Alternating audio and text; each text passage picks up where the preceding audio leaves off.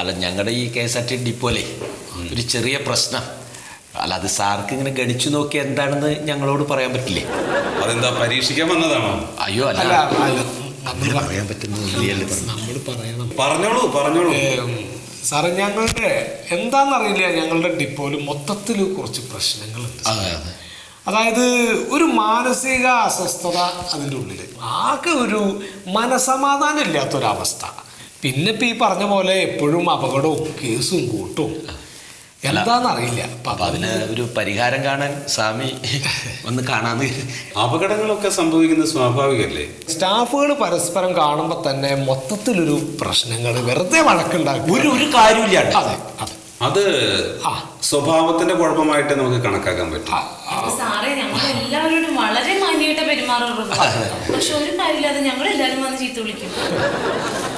പിന്നെ ഈ എന്തെന്നാ പറയാ, പല പ്രശ്നങ്ങളും അതിനകത്ത് വേറെ ഞങ്ങൾക്ക് സംശയമുള്ളതുണ്ട് സാർ. ശരി, എന്തൊക്കെയാണ് ഈ അസ്വാഭാവികമായിട്ട് നിങ്ങൾ കാണുന്ന സംഗതികൾ എന്തൊക്കെയാണ് അതൊന്ന് പറയും? അത് ഒരു ദിവസം നിർത്തിയിട്ടിരുന്നൊരു ബസ് തനിയെ വന്ന് ഒരാളെ ഇടിച്ച്. ഒരിക്കലും സംഭവിക്കില്ല. സംഭവിച്ചു ഇത് നോക്ക് സാറേ, എന്റെ നെറ്റി നമ്മുടെ ഡിപ്പോയിൽ വെച്ചിട്ടുണ്ടാകാം. നിർത്തിയിട്ട ബസ് എങ്ങനെ ചലിക്കും? അതാണ് സാർ എന്തോ പ്രശ്നം. ഇതിന്റെ ഡ്രൈവർ ചായ കുടിക്കാൻ പോയ സമയത്താണ് ഇത് സംഭവിച്ചത്. പക്ഷെ വേറൊരു സംഗതി ഇല്ലെന്ന് വെച്ചാല് അതിന്റെ ഉള്ളിൽ ഒരാളുണ്ടായിരുന്നു. പക്ഷെ ഡ്രൈവർ അല്ല അത്. ഡ്രൈവർ അല്ല എന്ന് തീർത്ത് പറയാൻ പറ്റുമോ? ഡ്രൈവർ ചായ കുടിക്കാൻ പോയി ഞങ്ങളോട് പറഞ്ഞു. അയാൾ ആ സമയത്ത് അവിടെ ഇല്ല. പക്ഷെ ചായ കുടിക്കാൻ പോയത് ഡ്രൈവറെ പോലെ ഒരാളാണെങ്കിലോ? അല്ല സാറേ, ഇത് വേറൊരാളാണ് അതിന്റെ അകത്ത് ഉണ്ടായിരുന്നത്. ഞാനൊരു കാര്യം ചോദിക്കട്ടെ, നിങ്ങൾക്ക് മാനസികമായിട്ട് എന്തെങ്കിലും ബുദ്ധിമുട്ടുകൾ തോന്നാറുണ്ടോ? ഇല്ല, അങ്ങനെയൊന്നും ഞങ്ങൾക്ക് ഇതുവരെ തോന്നിയിട്ടില്ല. നിങ്ങൾക്ക് കണ്ണിന് എന്തെങ്കിലും കുഴപ്പമുണ്ടോ? ഇല്ല സാറേ, ഞാൻ കണ്ണട പോലും വെച്ചിട്ടില്ല. എന്റെ കണ്ണിനൊരു കുഴപ്പമില്ല. നിങ്ങൾക്ക് മനസ്സിനും കുഴപ്പമില്ല, കണ്ണിനും കുഴപ്പമില്ല എങ്കിൽ ആ ബസ്സിനകത്ത് ആളുണ്ടായിരിക്കും, ഡ്രൈവർ ഉണ്ടായിരിക്കും. സ്വാമി, വേറെയും ഒരു പ്രശ്നം ഇതേപോലെ ഉണ്ടായിട്ടുണ്ട്. നമ്മുടെ മൊയ്തു അത് പറഞ്ഞു. അദ്ദേഹം കണ്ടക്ടറാണ്. ഓ, അപ്പോ എല്ലാ ആളുകളും വണ്ടിയിൽ നിന്ന് ഇറങ്ങിപ്പോയി. ശരി. അവസാനം ബാക്ക് സൈഡിൽ ഒരു സ്ത്രീ മാത്രമേ ഇരിക്കുക. ഓ, അപ്പൊ ഇയാൾ ടിക്കറ്റ് എടുത്തിട്ടുണ്ടോ എന്ന് ഇയാൾക്കൊരു സംശയം തോന്നിയിട്ട് ഈ സ്ത്രീയുടെ അടുത്ത് ചെന്നു. ടിക്കറ്റ് എടുത്തോ എന്ന് ചോദിച്ചു. അപ്പൊ ഈ സ്ത്രീ പറയാണ്, ചുണ്ണാമുണ്ടോ? ഉണ്ടെങ്കിൽ കൊടുത്തൂടെ? അല്ല സാറേ, വെളുത്ത സാരി എടുത്ത സ്ത്രീയാണ്. അതെന്താ വെളുത്ത സാരി ചുറ്റിയ ആളുകൾക്ക് മുറുക്കാൻ പാടില്ലേ? മുറുക്കണോട് കുഴപ്പമില്ല.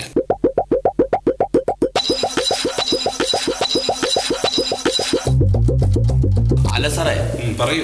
ഒരു കാര്യമില്ലാണ്ട് 2-3 ട്രിപ്പുകളാണ് ഒരു ദിവസം മുടക്കുന്നത്. സർക്കാരിന് എത്ര നഷ്ടമാണെന്നറിയോ? അതൊക്കെ സ്വാഭാവികം. ഇനി എന്താ നിങ്ങൾക്ക് പറയാനുള്ളത്? ഒരു കുഴപ്പമില്ല. ഈ ആളുകൾ വഴക്ക് കൂടുന്നതിന്റെ ഒരു അതന്നെയാണ് പറഞ്ഞത്. അത് ഞാൻ നേരത്തെ പറഞ്ഞില്ലേ, അത് സ്വഭാവത്തിന്റെ കുഴപ്പമാണ്.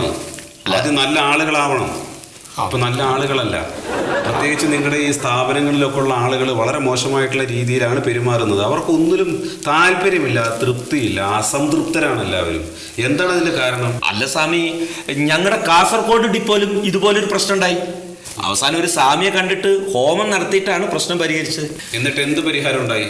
അല്ല, അതിന് നേതൃത്വം നൽകിയ സ്റ്റാഫുകളൊക്കെ സ്ഥലം മാറ്റി. അപ്പോൾ നിങ്ങൾക്ക് സ്ഥലം മാറ്റമാണ് ആവശ്യം? അയ്യോ അല്ല, സ്ഥലം മാറ്റമല്ല, ഞങ്ങൾക്ക് അവിടെ മൊത്തത്തിലൊരു മാറ്റം ഉണ്ടായാൽ നന്നായി. ഹോമം എന്തെങ്കിലും ചെയ്യാൻ പറ്റിയാൽ. ഹോമം ചെയ്തിട്ടൊന്നും ഒരു കാര്യമില്ല. ഒരു കാര്യം സ്വാമി